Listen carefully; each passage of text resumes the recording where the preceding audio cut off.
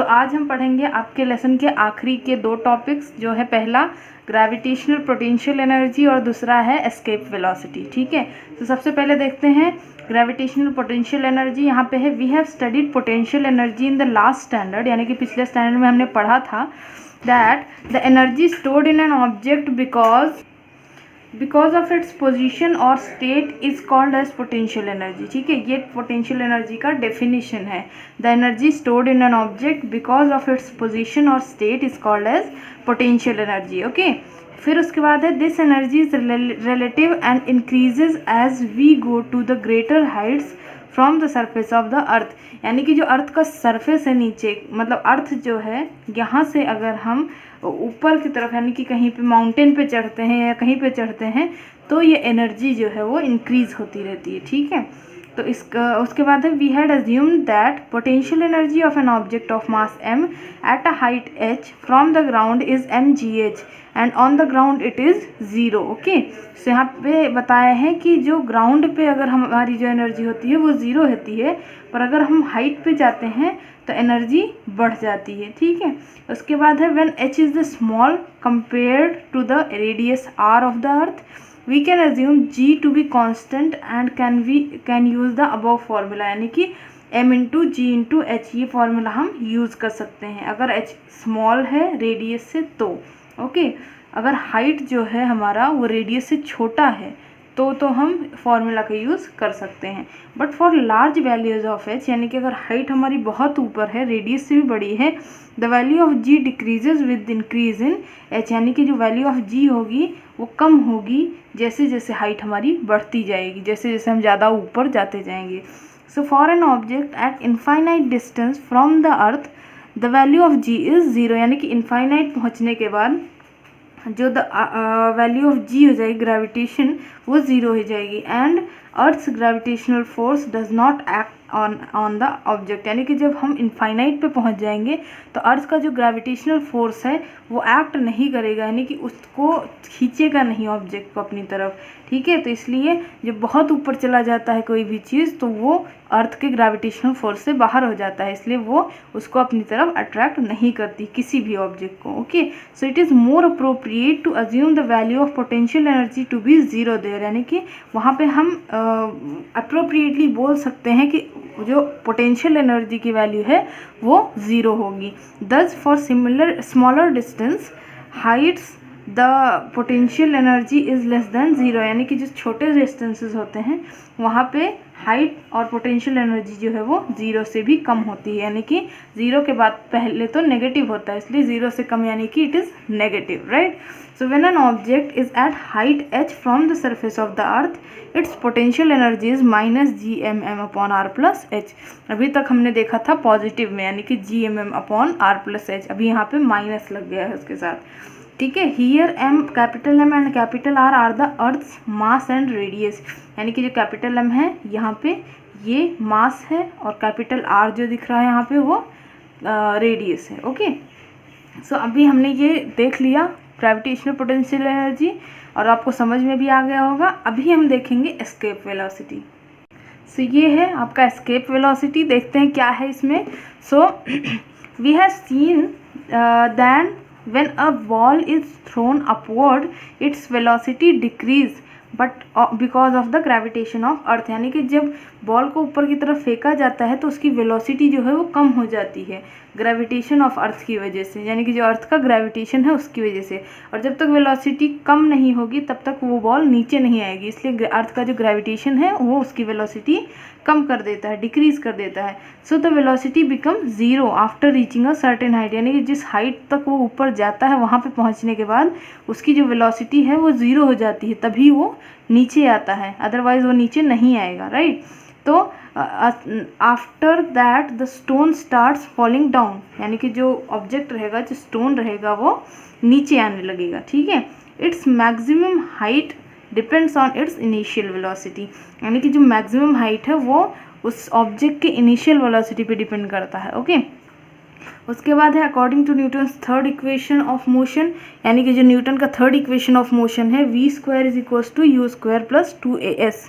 तो आपको याद रखना है कि एस्केप वेलोसिटी में Newton's third equation of motion use किया जाता है, बिकॉज यहाँ पे वेलोसिटी है और ये एस्केप वेलोसिटी है, इसलिए ये यहाँ पे यूज़ होता है v² is equals to u² plus 2as।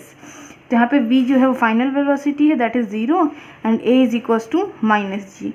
सो यहाँ पे 0 इज इक्वल्स टू 0 क्यों लिया, क्योंकि v की वैल्यू यहाँ पे 0 है। Okay, so 0 equals to u² plus 2 -gs। ठीक है, हमने यही फॉर्मूला में ये सब वैल्यूज़ पुट की, a और -g, यहाँ पे a is equals to -g दिया हुआ है क्योंकि हमने बॉल को ऊपर की तरफ फेंका है। ओके, और उसके बाद maximum height of the ball क्या होगा, s is equals to -u² upon 2g। मैंने आपको बोला था कि यहाँ पे सब कुछ नेगेटिव में होगा, बिकॉज यहाँ पे ये ग्रेविटेशनल पोटेंशियल एनर्जी के हिसाब से जब हमारा कोई भी ऑब्जेक्ट ऊपर की तरफ जाता है, ठीक है, तो उसका वो नेगेटिव में चला जाता है। ठीक है, उसकी पोटेंशियल एनर्जी जो हो जाती है वो नेगेटिव में हो जाती है, इसलिए हर एक चीज़ नेगेटिव में गिना जाता है अगर कोई चीज़ ऊपर जा रहा है तो, और अगर कोई चीज़ फ्री फॉल हो रहा है तो वो पॉजिटिव होगा। ठीक है, so thus the higher the initial velocity u, the larger is the height reached by the ball. Okay,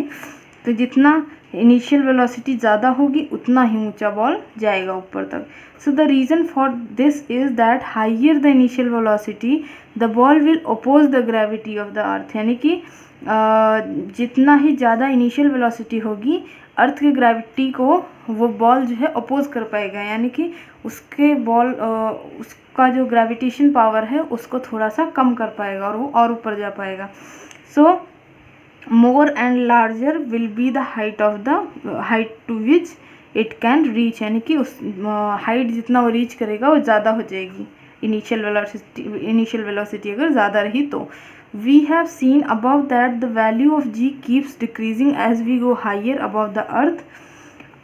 Thus the force pulling ball downward decreases as the ball goes up. If we keep increasing the initial velocity of ball, it will reach larger and larger heights, and above a particular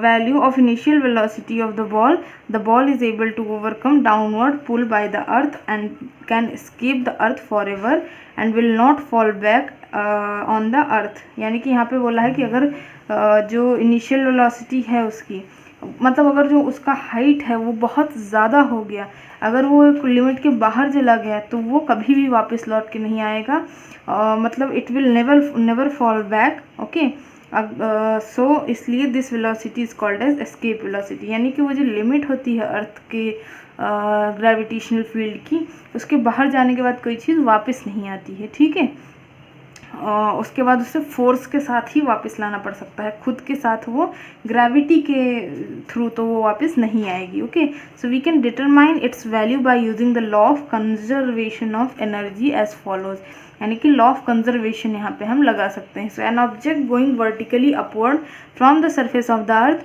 having an initial velocity equal to escape velocity escapes the gravitational force of the earth, the force of gravity being inversely proportional to the square of distance, यानी कि जो force है वो square of distance के inversely proportional होता है। Okay, आगे ये सब फार्मूलाज को एक्सप्लेन किया गया है, ये सब एक फार्मूला ही है जिसमें एक्सप्लेन किया गया है। तो यहाँ पे आगे जो फार्मूलाज लिखे हुए हैं ना, ये इन्हीं एक्सप्लेनेशन के बेस्ड पे है। becomes zero only at infinite distance from the earth. This means for the object to be free from the gravity of the earth, it has to reach infinite distance from the earth. Okay, अगर infinite distance पे जाएगा तो ही वो gravity से free हो पाएगा, otherwise उसे gravity अपनी तरफ अट्रैक्ट कर लेगी। That is the object will come to rest at infinite distance and will stay there. So यहाँ पे अभी ये है कि कुछ फॉर्मूलाज गिवन है, यहाँ पे ये फॉर्मूलाज आपको न्यूमेरिकल्स में यूज़ करने हैं। सो यहाँ पे क्या लिखा है, for an object of mass m, यानी कि एक ऑब्जेक्ट मास m का on the surface of earth और इनफाइनाइट डिस्टेंस पे, दोनों में नेम दोनों का सेम ही है, यानी कि kinetic energy, potential energy, total energy, और यहाँ पे भी वही है, पर डिफरेंस क्या करेगा वो देखेंगे। तो सरफेस ऑफ द अर्थ पे काइनेटिक एनर्जी ½ mv² लेगी, ठीक है, और अगर काइनेटिक एनर्जी इनफाइनाइट डिस्टेंस पे है अर्थ के तो वो 0 होगा। पोटेंशियल एनर्जी -gmm/r होगा, ठीक है, और पोटेंशियल एनर्जी यहाँ पे इनफाइनाइट पे चला जाएगा, इसलिए वो रेडियस नहीं, वो इन्फिनिटी हो जाएगा, इक्वल्स टू 0, ओके, और वो भी minus (gm/∞). So total energy यहाँ पे सरफेस ऑफ द अर्थ पे क्या होगा, E1 equals to kinetic energy plus potential energy, okay. So यहाँ पे क्या है, हाफ mv² माइनस (gmm/) यानी कि ये और ये इन दोनों का सब्सट्रैक्शन जो होगा वो होगी टोटल एनर्जी, राइट। और यहाँ पे जो यहाँ पे kinetic energy plus potential energy 0 ही हो जाएगी, कि ये 0 और ये 0, तो 0 + 0 तो 0 ही हो जाएगी।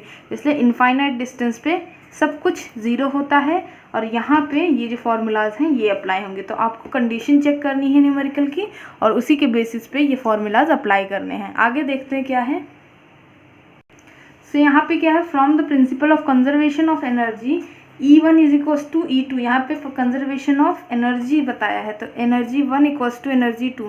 सो यहाँ पे हमने लिया है हाफ mv² माइनस (gmm/r) = 0। ये है हमारी टोटल एनर्जी, टोटल वहाँ पे एनर्जी जो फॉर्मूला हमने पीछे देखा था। सो यहाँ पे हो जाएगा v² को हम यहीं पे रखेंगे, ओके। हम यहाँ पे फॉर्मूला अप्लाई कर रहे हैं, तो यहाँ पे हम क्या करेंगे, v² = यानी कि v² एस्केप है, तो यहाँ पे v² एस्केप लिखेंगे इक्वल्स टू, और ये बाकी का जो 1/2 m है इसको हम ये साइड ले जाएंगे, तो ये 2 ऊपर चला जाएगा, 1 नीचे आ जाएगा, तो r × 1 तो r ही रहेगा, और ये 2gm हो जाएगा, ठीक है। और ये m और m कैंसिल हो जाएगा, ठीक है। तो इतना ये है, और इसके बाद है v² था ये, तो v करने के लिए हमें इस पूरे पार्ट को अंडर रूट के अंदर लाना पड़ेगा, तो ये स्क्वायर हट जाएगा यहाँ से। तो फाइनली हमें मिलता है √2 स्मॉल g और r, ठीक है। इसके बाद हमें क्या मिलेगा, इक्वल्स टू √2 × 9.8 × 6.4 × 10⁶। तो यहाँ पे अर्थ का ओरिजिनल जो भी ग्रेविटेशनल फोर्स है और रेडियस है वो यहाँ पे हमने पुट कर दिया, ओके। ये ओरिजिनल रेडियस इसका 6.4 × 10⁶ है, और अर्थ का ओरिजिनल जी का वैल्यू है 9.8, ठीक है। ये आपको याद रखना है, ओके। इसके बाद यहाँ पे the spacecraft which are sent to the moon और other planets have to have their initial velocity larger than escape velocity so that they can overcome Earth's gravitational attraction and can travel to these objects.